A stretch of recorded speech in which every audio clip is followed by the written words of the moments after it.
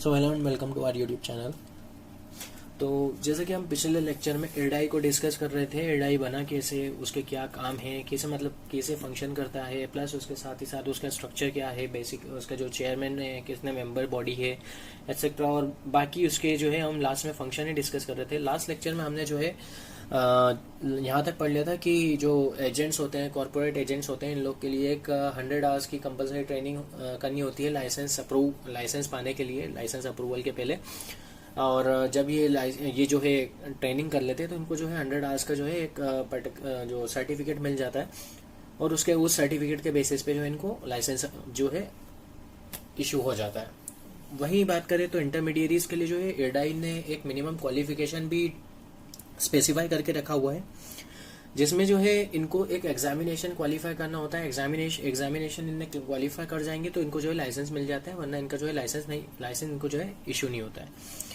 अलावा इसके जो हम बात करें तो एडाई जो है उसने एक्चुअराइल सोसाइटी ऑफ इंडिया और इंश्योरेंस इंस्टीट्यूट ऑफ इंडिया को एक नोडल एजेंसी की तरह रिकॉग्नाइज किया है। एक्चुअल में जो है स्पेलिंग मिस्टेक है, तो यहाँ पे एक नोडल ऑर्गेनाइजेशन की तरह इनको जो है रिकॉग्नाइज करके रखा हुआ है। ये जो है एक्चुअराइल और इंश्योरेंस एजुकेशन को जो है के लिए रिस्पॉन्सिबल होता है, ये इसको जो है सुपरवाइज करते हैं। जो एक्चुअराइल सोसाइटी ऑफ इंडिया है वो एक्चुअराइल एजुकेशन को जो है सुपरवाइज करता है, plus insurance institute of India जो है वो इंश्योरेंस एजुकेशन के ऊपर फोकस करता है। अब एडाई ने रिसेंटली एमओयू साइन किया है आईआईएम बेंगलोर के साथ में, जिसमें उसने जो है इंश्योरेंस रिसर्च और एजुकेशन को लेके जो है ज्यादा मतलब जो है इंश्योरेंस रिसर्च और एजुकेशन के सेक्टर में डेवलपमेंट को लेके यहाँ पे एमओयू साइन किया गया है। प्लस यहाँ पे जो है एक रिस्क मैनेजमेंट सेंटर भी खोला गया है बेंगलुरु में और एडाई ने अप्रैल 2002 में एक protection of policy holder regulation लाया था। अब इसमें बेसिकली था क्या कि जो पॉलिसी मेकर्स हैं, या अपन बोले इंश्योरेंस कंपनी, ठीक है, तो वो जो इनका जो पॉलिसी का जो प्रपोजल डॉक्यूमेंट बनाते हैं ना, उसमें इनको जो है एक बड़ी ही सिंपल लैंग्वेज में जो एक आम इंसान को समझ में आ जाए, उस लैंग्वेज में इनको जो पूरा प्रपोजल है उनको वो डॉक्यूमेंट के अंदर लिखना होता है, जो कि हर बंदा इजीली समझ पाए, उसके सर के ऊपर से कुछ ना जाए। जैसे कि होता है कई जो इंश्योरेंस कंपनीज होती हैं उसमें क्या है कि जो इंश्योरेंस रिलेटेड टर्म्स होती है, जैसे अपन ने अभी देखा था ग्रॉस प्रीमियम, इसके पहले जो देखा था, तो अब उसके बारे में किसी एक नॉर्मल इंसान को थोड़ी पता कि ग्रॉस प्रीमियम होता क्या है, राइट। तो सिमिलरली यहाँ पे जो है आपको एक बेसिकली एक जो आप बोलते हैं ना मोटा मोटा जो है आप इजी जो है एक इजी लैंग्वेज में जो अंडरस्टैंडेबल हो हर किसी को, उस लैंग्वेज में आपको पूरा डॉक्यूमेंट में जो है आपका पूरा प्रपोजल लिखना है। उसके साथ साथ यहाँ पे जो है आपको आउटलाइन जो भी बतानी है कि भैया आप जो है अगर आपको आप ये पॉलिसी लेते हो तो क्लेम करने के लिए आपको क्या प्रोसीजर फॉलो करना है, life insurance plus non life insurance जो कि जनरल इंश्योरेंस होता है उसमें भी, तो दोनों का आपको वहाँ पे प्रोसीजर भी बताना है कि हमारे यहाँ पे क्लेम करने के लिए आपको ये काम करना होगा, ये स्टेप्स लेने होंगे। साथ ही साथ ये जो रेगुलेशन था इसके तहत इन्होंने जो यहाँ पे ग्रीवेंस रिड्रेसल मशीनरी को भी यहाँ पे सेटअप करने की बात कही थी। साथ से साथ यहाँ पे स्पीडी सेटलमेंट ऑफ क्लेम्स की बात कही थी पॉलिसी होल्डर की सर्विस के लिए, मतलब ज्यादा से ज्यादा आप उसको जो बेटर सर्विस प्रोवाइड कर सको, राइट। तो अब इसमें क्या होता है कि कईयों का जैसे अब कोई बंदा है उसका काम ही नहीं हो रहा है, ठीक है, अब उसने जैसे पता ही नहीं है एग्जैक्टली कि हमारा क्लेम सेटल कब होएगा। बहुत सी ये होता है ना, जैसे कि कंपनी में जाता है इंसान, जो है इंश्योरेंस कंपनी है वहां पे गया, उसको जो है लगाते हैं पूरी जो एप्लीकेशन फाइल करते हैं क्लेम करने के लिए क्लेम की, उसके बाद में देखते हैं तो उनका क्लेम ही सेटल नहीं हो रहा है, हर बार कुछ ना कुछ नया मंगवा लेते हैं या उनको टालते रहते हैं। तो वैसी कंडीशन में ये जो है यहाँ पे ग्रीवेंस रिड्रेसल मशीनरी जो बनाएंगे, जैसे एक तरीके से इन शॉर्ट अगर अपन बेसिक लैंग्वेज में बोले तो यहाँ पे एक कंप्लेन नंबर रहेगा जिसपे ये यहाँ पे कंप्लेन कर सकते हैं, और जिसके जरिए यहाँ पे स्पीडी सेटलमेंट हो जाएगा उनके क्लेम्स का, जो भी यहाँ पे जो है पूरा डॉक्यूमेंट्स वगैरह वो उनकी साइड से, फिर उसके बाद में एडाई जो है वो बीच में इन्वॉल्व हो जाएगा, राइट। तो ये आ जाती है यहाँ पे बात। उसके अलावा देखें तो रेगुलेशन जो है इसमें जो है दो नई चीजें थी इसमें। एक ये था यहाँ पे एक और चीज ये ऐड कर दी थी इनने कि जो क्लेम का टाइम होता है, जैसे बेसिकली हम देखें तो कोई भी कंपनी है तो हर किसी का एक टाइमिंग है या सेट करा हुआ होता है कि 30 दिन के अंदर या 20 दिन के अंदर आपका क्लेम सेटल हो जाएगा, या ठीक है। तो जैसे 20 दिन के अंदर आपका क्लेम सेटल होने का टाइम पीरियड है सपोज, है ना, तो 20 दिन का जो टाइम पीरियड है उसके बाद में अगर 21, 22, 23 कितने भी दिन हो, उसके ऊपर जो है कंपनी को आपको पेनल्टी पे करेगी। मतलब कंपनी जो है आपको जो आपका क्लेम है वो तो देगी ही सही, साथ में जो आपका जो टाइम डिले करा है इनने, ठीक है, जो आपका क्लेम सेटल करने में जो टाइम डिले करा है उसके ऊपर भी पेनल्टी पे करेगी वो आपको, ठीक है। तो ये इसमें एक ऐड कर दिया था जिससे क्या हो कि कंपनी के ऊपर भी एक बर्डन रहेगा ना कि अरे जल्दी से जल्दी हमको जो है सॉर्ट आउट करना है, इसका क्लेम सेटल करना है, वरना हमारे ऊपर हमको हमारी जेब से देना पड़ जाएंगे एक्स्ट्रा। और उसके अलावा एक इनने जो है फ्री लुक इन पीरियड यहाँ पे डाल दिया था 15 दिन का पॉलिसी होल्डर के लिए। अब फ्री लुक इन पीरियड होता क्या है? अब इसी कंडीशन यहाँ पे क्या होता है कि एक एग्जांपल लेते हैं, ठीक है, एक जनरली बेसिक से एग्जांपल से समझते हैं कि जब आप इंश्योरेंस लेते हैं, ठीक है, तो इंश्योरेंस में क्या होता है, आपको जो एजेंट होता है वो आपको पूरा इंश्योरेंस की स्कीम समझाता है कि एक्चुअल में इसमें ये है, आपको बेनिफिट्स दिखाता है, प्लस उसके थोड़े बहुत कॉन्स दिखा देता है, जो है कॉन्स तो वैसे कोई दिखाता ही नहीं है, ठीक है।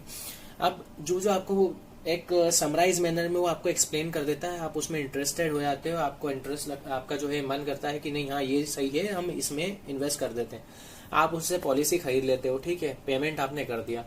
2 दिन बाद आपको पता चलता है कि वही पॉलिसी कोई दूसरी कंपनी आपको उससे मतलब थोड़े कम पैसे में, सपोज आपने 1500 में खरीदी, वो आपको 1200 में दे रहा है दूसरा, और एक दो उसमें बेनिफिट भी ज्यादा है, राइट।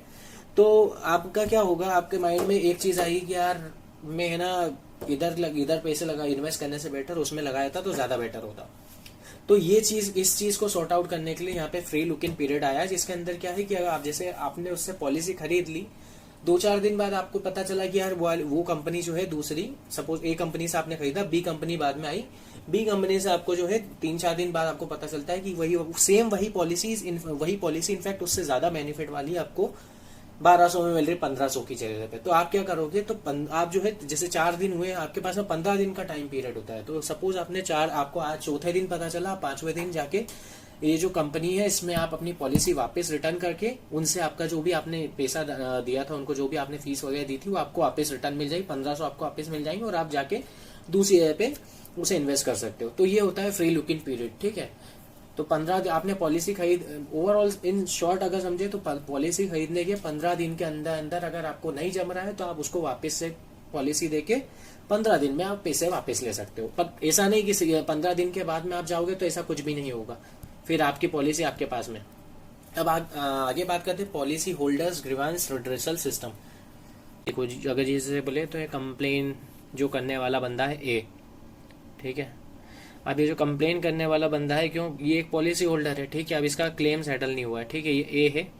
डी नाम की कंपनी से भैया जी ने लिया हुआ है क्या पॉलिसी, अब इसका क्लेम सेटल हुआ नहीं है, तो ऐसी कंडीशन में ये क्या है कि ये तो परेशान हो गया। अब ये चाहेगा, ये क्या करेगा, इसकी परेशानी को दूर करने के लिए ये जाएगा इन दोनों में से किसी एक के पास में, यहाँ पे कंप्लेन करेगा इंटरनेट से IGMS पोर्टल पे, ठीक है। अब वो जो कंप्लेन आएगी वो IGMS पोर्टल से जाएगी सीधे किसके पास में, तो वो इंश्योरर के पास जाएगी, राइट। यहाँ से गया इंश्योरर के पास में कि भैया तुमने ऐसा क्या कर दिया है। अब इंश्योरर जो है वो रिस्पॉन्ड करेगा किसको, कंप्लेन को लेके। अब अगर कंप्लेन को यहाँ पे रिस्पॉन्ड करेगा तो इसके पास में ये जहाँ पे जो है हमारे पास में 2 चीज देखने को मिलती है, या तो ये जो जब रिस्पॉन्ड करेगा तो या तो पॉलिसी होल्डर सेटिस्फाई हो जाएगा, या तो फिर नॉट सेटिस्फाई मतलब अनसेटिस्फाई हो जाएगा, राइट। तो अगर सेटिस्फाई हो गया उसके रिस्पॉन्स से तो केस ही खत्म, राइट। और अगर नहीं हुआ तो उसके पास में 2 ऑप्शन यहाँ पे भी रहते हैं, ये जा सकता है यहाँ पे पहला ombudsman, consumer forum, civil court इनके पास में, या फिर इरडाई के पास में। अब इरडाई के पास में जब जाता है अगर ये, तो इरडाई के पास में जब यहाँ पे ये पूरा नोटिफिकेशन आता है, या इनकी साइड से जो नोटिफिकेशन का ये जो कंप्लेनर है वो इरडाई के पास में जब जाता है सीधे, फिर उसके बाद में कंप्लेन, तो इरडाई क्या करता है, इरडाई खुद री एग्जामिन करता है इंश्योरर का, और उसके बाद में पूरी जो है प्रोसेस कंटिन्यू होती है, ठीक है। अब कंटिन्यू होती है मतलब इसके ऊपर पूरी जो है इन्वेस्टिगेशन होती है, या मतलब यूँ बोलने इंक्वायरी बैठती है कि एक्चुअल में क्या सीन क्या है पूरा, ये जो आप जो कर रहे हो इसके बारे में ये एक्चुअल में ये सॉर्ट आउट क्यों नहीं हो रहा है। और फिर उसका अगर यहाँ पे कुछ इलीगल टाइप होता है तो फिर इनके ऊपर सैंक्शंस या इनका जो सस्पेंशन हो जाता है कुछ टाइम के लिए रजिस्ट्रेशन का। तो ये तो अपन ने देखा IGMS पोर्टल से, ठीक है। अब हम देखेंगे पेपर, ये जो है IRDA ग्रीवांस कॉल सेंटर है। अब यहाँ पे कैसे अप्लाई कर सकता है, तो ये तो भले ही लेटर लिख के कर ले, वॉइस या कॉल सेंटर है तो भैया ठीक है, आप कॉल पे टोल फ्री नंबर होता है, ईमेल कर दो, तो उसके थ्रू आप तीन तीन आपके पास में ऑप्शन है, जो आपको सही लगे उससे आप यहाँ पे कंप्लेन कर सकते हो। अब क्या होता है कि इरडाई जो है यहाँ पे, इरडा ग्रीवांस कॉल सेंटर जो है, ये भी यहाँ से इसको बात करता है, ठीक है, कि हाँ भाई क्या हुआ ये बताओ आप। तो अब ऐसे में क्या, ये इधर यहाँ पे जो इंश्योरर है ना, ये इधर ही रिस्पॉन्ड करेगा कंप्लेंट को, इधर ये सीधे यहाँ पे इरडाई को रिस्पॉन्ड नहीं करेगा, ये पहले कंप्लेंट को रिस्पॉन्ड करेगा कि कौन सी कंप्लेंट है भैया देखो तो सही, और उसके बाद में उसको दिखेगा, वो उसको रिस्पॉन्ड करेगा, सामने वाला रिस्पॉन्ड कर दे, अगर हाँ सेटिस्फाइड तो बात ही खत्म, वरना फिर वापस एडाई के पास में जाएगा और फिर एडाई खुद करेगा इसमें इन्वेस्टिगेट और जो भी है आगे की इंक्वायरी। तो ये इस तरीके से काम चलेगा इसका, राइट। अब आगे की बात करें, सपोज यहाँ पे आपने जो है अभी हमने देखा कि बंदा जो है एडाई के पास चला गया, ठीक है, नहीं जमा उसको, ठीक है, फिर उसके बाद में ओम्बड्समैन के पास में चला गया, ओम्बड्समैन क्या वो भी देखेंगे, ठीक है, ओम्बड्समैन के पास चला गया, नहीं जमा वो भी, तो वैसे में ये जाता है कंज्यूमर फोरम के पास में, ठीक है। ऐसी कंडीशन में ये भाई साहब जाएंगे कंज्यूमर फोरम में। अब कंज्यूमर फोरम क्या होता है, कंज्यूमर फोरम जो है एक्चुअल में देखा है तो ये भी थोड़ा एक हटके चीज है। जैसे आपका स्टेट में होता है, आपका जो अगर जुडिशियरी की अगर हम बात करें तो ऐसे क्या वो हायरार्की में रहता है ना, जैसे डिस्ट्रिक्ट लेवल, फिर उसके बाद में उसका आपका स्टेट में हाई कोर्ट होता है, फिर उसके बाद में सुप्रीम कोर्ट, वैसे यहाँ पे जो है तीन टाइप में यहाँ पे जो है आपको स्टेप्स देखने को मिलती है। अब डिस्ट्रिक्ट फोरम की अगर बात करें तो डिस्ट्रिक्ट फोरम में कोई भी बंदा जब जा सकता है जब उसका जो क्लेम है वो 20 लाख रुपए से कम का हो, ठीक है। अगर उसका क्लेम 20 लाख रुपए से कम का है तो वो इजीली सीधे घुस जाएगा कहाँ पे, डिस्ट्रिक्ट फोरम में। वहीं अगर उसका जो क्लेम है वो मतलब जो है 20 लाख से 1 करोड़ के बीच का है तो वैसी कंडीशन में वो सीधे चले जाए स्टेट फोरम के पास। और अगर उसका जो क्लेम है वो 1 करोड़ के से ज्यादा का है तो वैसी कंडीशन में वो जाएगा नेशनल फोरम के पास में। अब जो डिस्ट्रिक्ट फोरम है, सपोज अब जैसे अपन ने देखा कि डिस्ट्रिक्ट फोरम के पास तो चले जाएगा 20 लाख तक का में, है ना। अब सपोज मान लो कोई बंदा है वो इतना नहीं पता है, वो भाई साहब पहुंच गए 20 लाख की, उनका जो है क्लेम है 15 लाख का और वो पहुंच गया स्टेट फोरम में, तो क्या अब ऐसे में स्टेट फोरम डिसीजन नहीं देगी क्या, जस्टिफाई नहीं करेगी? तो कंडीशन ऐसी रहेगी कि जब अगर बंदा 20 लाख से कम का केस है, ठीक है, या 20 लाख से कम का क्लेम है, तो ऐसी कंडीशन में जब स्टेट फोरम में जाएगा तो स्टेट फोरम उस बंदे को डिस्ट्रिक्ट फोरम में भेज देगा कि ये जो है ये हमारे ज्यूरिडिक्शन में नहीं आता है, हमारे अंडर में नहीं है, ये एक्चुअल में डिस्ट्रिक्ट फोरम के अंडर में आता है, तो आपको डिस्ट्रिक्ट फोरम से ही ये क्लेम सेटल होगा।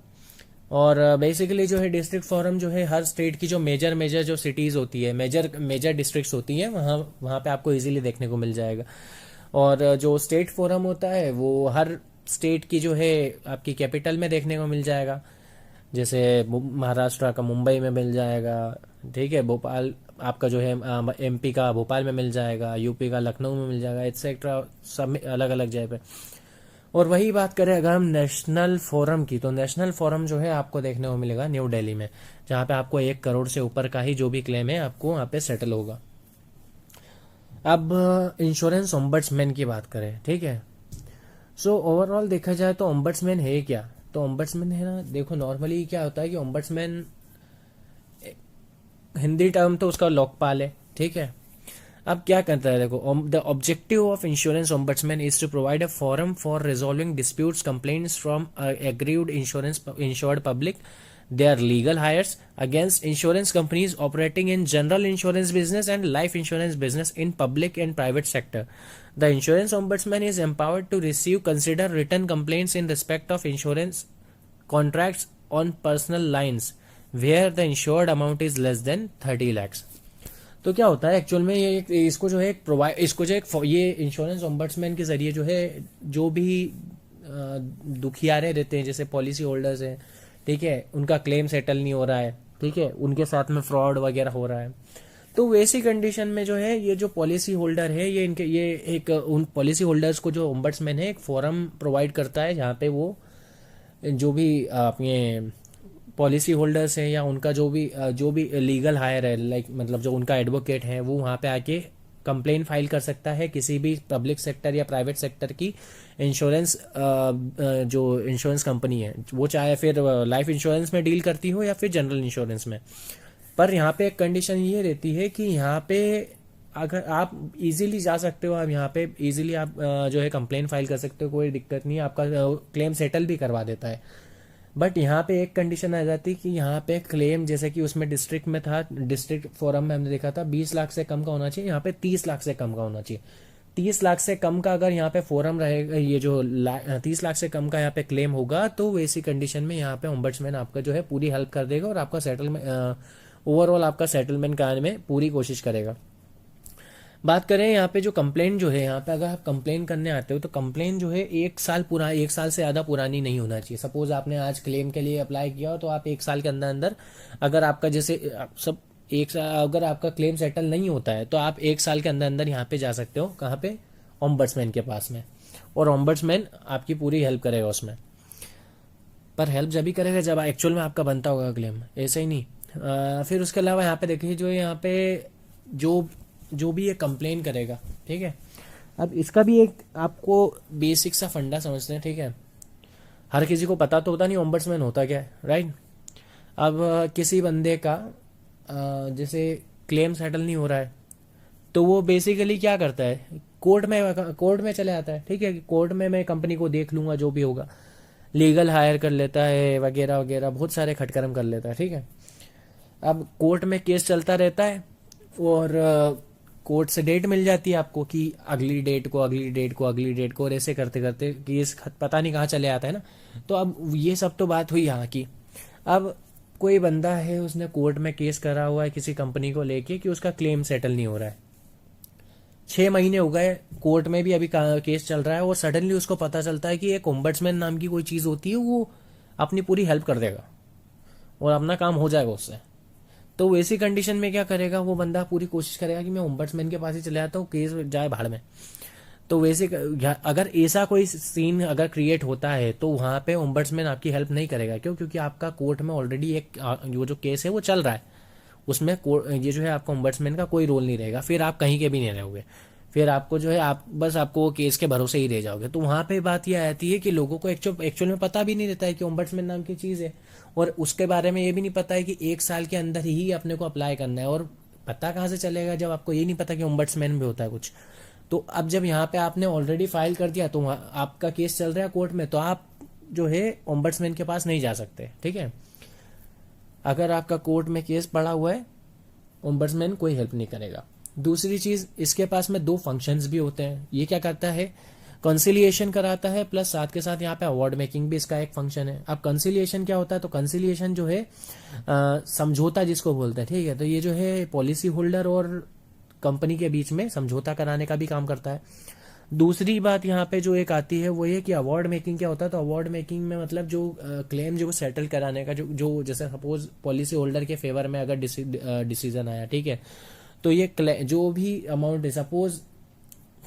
जो बंदा है जो यहाँ पे केस करा हुआ है इसके ऊपर, ठीक है, ओम्बड्समैन के पास कंप्लेन किया हुआ है, उसको 20 लाख रुपए लेना थे, ठीक है, कंपनी से। अब 20 लाख लेना थे, पूरा डिबेट वगैरह सब चीज़ हो गई यहाँ पे, डिस्कस पूरा ओवरऑल ओम्बड्समैन ने डिसीजन दे दिया कि 20 लाख रुपए जो है कंपनी को चुकाने होंगे, किसको, उस पॉलिसी होल्डर को। तो जो 20 लाख रुपए उसने बोला ना चुकाने को, उसको अवार्ड बोलते हैं। तो ये अवार्ड देने का काम भी करता है, ठीक है। अब वो जो अवार्ड जो ओम्बड्समैन ने बोला है कि 20 लाख रुपए आपको इनको देना है, तो वो जो है बाइंडिंग होगी इसके ऊपर, इंश्योरर के ऊपर, और वो जो है उसे 3 महीने के अंदर अंदर उसे सेटल करना है कैसे भी करके। तो इस तरीके से आपका जो क्लेम जो है वो सेटल हो जाता है। So with this we come to the end of our lecture, और यहाँ पे फिर अपने बात खत्म हो जाती है। अब अगले लेक्चर में हम देखते क्या है। अगले लेक्चर में हम देखेंगे LIC, life insurance corporation of India. And so thanks for watching and do subscribe our channel. Thank you.